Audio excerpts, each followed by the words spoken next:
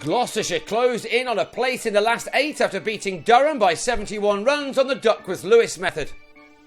Batting first, Gloucestershire's innings was disrupted by the weather, which saw it reduced to 41 overs after breaks in their 6th, 8th and 25th overs.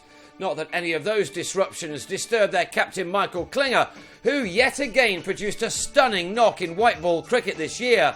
The Australian had a tremendous season down under and has backed that up with one impressive innings after another for his county this summer.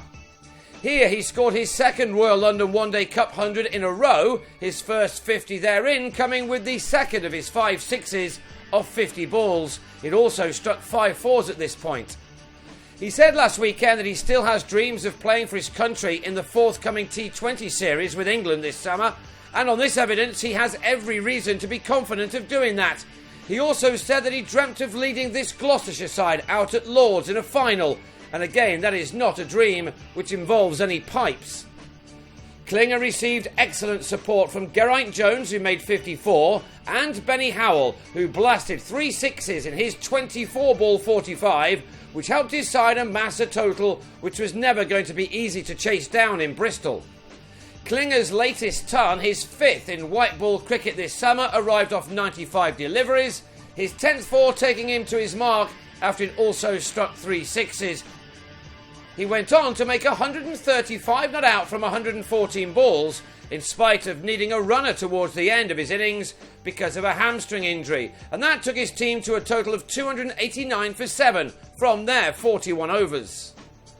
Durham had to go some to reach the 286 they were asked to get by Duckworth and Lewis, but Mark Stoneman showed his side's intent by clearing the rope off just the second ball of the reply, and then repeating the dose in the 4th over as the visitors looked to get off to a flyer.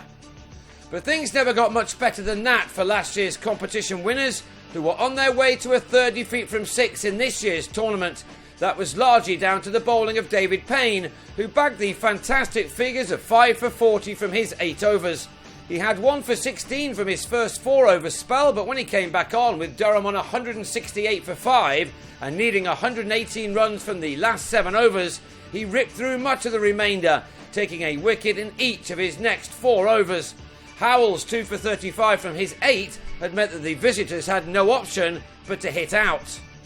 So when Craig Miles bowled Chris Rushworth at the start of the final over, Durham had been dismissed for 214, and that meant a loss by 71 runs as the Gloucesters won for the 4th time from 4 completed games this year.